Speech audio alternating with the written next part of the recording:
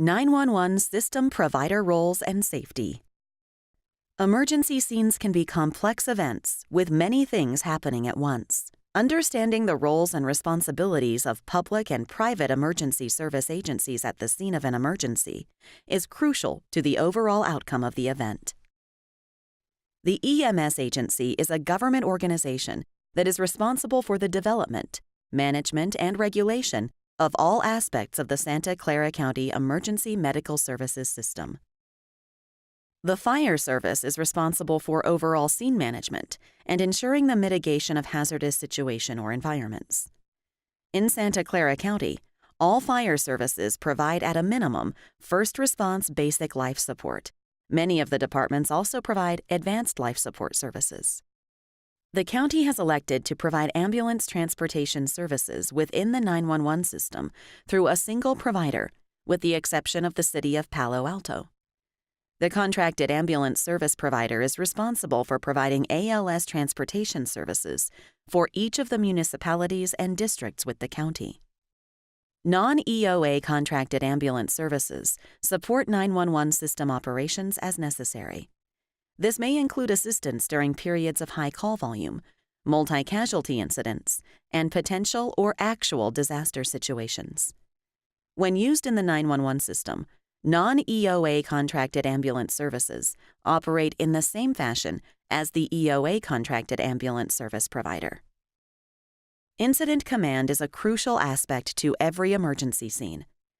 The first provider to arrive at the scene of an emergency shall assume the role of Incident Commander, IC, and become responsible for scene safety and security.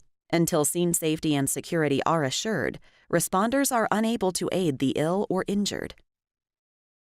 If the first unit to arrive at the scene of an emergency is an ambulance, one crew member shall become Incident Commander, IC, and be responsible for overall incident safety. The IC shall assume responsibility for incident management, which requires that a CAN report be provided to County Communications or another appropriate public service answering point, PSAP. A. Conditions. What is observed. B. Actions. What the IC plans to do. C. Needs. What additional resources are needed. The IC shall always prioritize responder safety and scene protection. As soon as possible following the arrival of a fire department or law enforcement agency at the scene, the IC shall provide a CAN report, transfer command to the appropriate jurisdictional authority, and request an assignment. It is important to remember the public safety agency responsible for the incident location is the lawful scene authority. Responder safety is the responsibility of every emergency medical services provider. Therefore, it is essential for all providers to prioritize situational awareness while on duty and maintain continuous watchfulness for threats, hazards, and abnormal behaviors or events. Life hazard zones. A life hazard is defined as the existence of a process or condition that would likely cause serious injury or death to exposed persons. If a life hazard is identified on the scene of a call, a life hazard zone shall be created to isolate the hazard. A life hazard zone shall be marked with a minimum of 3 horizontal strands of red and white barrier tape with "Do Not Enter" or "Do Not Cross" printed conspicuously in large lettering. No person shall enter any area marked "Do Not Enter" or "Do Not Cross" at any time.